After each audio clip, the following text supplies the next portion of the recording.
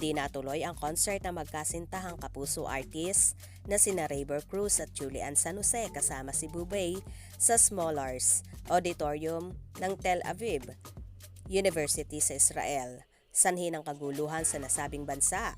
Supposed to be October 7 ang kanilang show sa Israel na may title na Love Trip na Laugh Trip pa, kasama ng iba pang mga RTS. Marami ang nag-alala sa katayuan ni Rayber at Julian at Bubay sa Israel, pero nariyan naman ang mga namamahala ng concert upang magbigay ng mga updates gaya ni Maris Gonzalez na ibinahagi niya sa kanyang Facebook. Sa pagbabahagi niya, walang dapat ipag-alala ang mga mahal sa buhay at mga taga-suporta ng Sparker Artists dahil lahat sila ay pawang safe. Hindi na nga raw natuloy ang concert dahil sa kasalukuyang sitwasyon ay kinailangan daw nilang i-postpone at mag-announce na lang daw sila sa panibagong date ng Juliver Concert with Bubay sa Tel Aviv, Israel. Sa latest updates nga ni Maris, naihatid na raw nila ang ligtas sa airport ng Israel sina Rayber at Julian at Bubay pabalik ng Pilipinas. Good morning mga kababayan ko dito sa Israel. Nahatid na namin ang maayos at ligtas sa airport. We will keep you guys posted sa new update ng concert natin once maging maayos na ang sitwasyon dito sa Israel.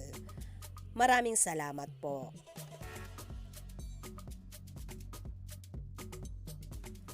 Nagbigay naman ng mensahe si Julian sa mga masugid at taga-suporta sa Israel habang nasa sasakyan papunta ng airport ng Israel.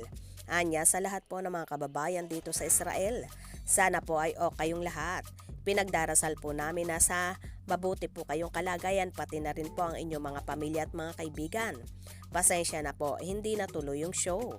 Siyempre, safety first hindi lang po para sa amin pero para sa rin sa inyo. But we are looking forward na makabalik po dito. Pinapangako po namin na babalik po kami dito para po bigyan kayo ng magandang show at syempre pasayahin po kayo. We love you all guys. Pray for everyone's safety. God bless you. Stay safe. Ani naman ni Rayber, maraming salamat po dahil naging masayang stay namin dahil sa inyong lahat. Yung mga namit po namin, maraming salamat po, napakabait nyo. At yung pinaramdam nyo sa amin, ang pagmamahal nyo. Ayusin lang po namin, ang importante lahat po tayo ay safe. And sana po lahat tayo ay nasa mabuting kalagayan. Iko-coordinate ng producers and ng Sparkle yung next step sa pagbalik namin para makapag-show po kami para sa inyo and excited mo po kami for that. Maraming salamat po, mahal na mahal po namin kayo. Stay safe. Nagbigay din ng pahayag si Bubay. Sabi niya, hello po sa ating mga minamahal po na mga kababayan dito sa Israel. Huwag po kayong mag-alala dahil ipinapangako po namin na kami po ay babalik nila Rayber Cruz at Julian San Jose para po ipagpatuloy ang pagbibigay ng saya sa inyong lahat. Dahil yan po ay deserve po ninyo. Pansamantala po kami ay humihiling ng inyong pangunawa at kayo po ay palagi pong mag-iingat dito sa Israel. God bless us all. Maraming salamat po. Tiyak, nasa Cloud9 ang mga fan ng Juliver dahil sa sinabi ni Rayber Cruz tungkol sa kasal na siya kay Julian San Jose. Sa Fast Talk with Boy Abunda, ikinuwento ni Rayber at Julian ang mga karanasan nila sa Israel nang umatake roon ang militant group na Hamas. Sabado, October 7, nagtungo sa Tel Aviv si Rayber at Julian para sa isang show sa Smolars Auditorium.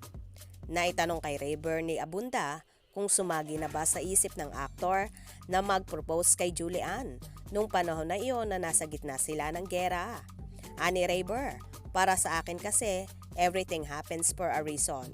Para sa akin, yung glimmer of hope ko, yung lakas ng loob, nanggagaling kay Julie. Niisip ko may rason kung bakit si Julie. Magkasama kami sa Holy Land. And for me, mind, body and soul, kasal na ako sa kanya. May kilig ang ngiti ni Julian nang marinig ang sinabi ni Rayber, pero napahagalpak siya nang biglang mag-joke ang aktor. Pero alam ng Panginoong Diyos na makakauwi kami, may chance pa kaming kunin ko as ninong. Biro ni Rayber sa King of Talk.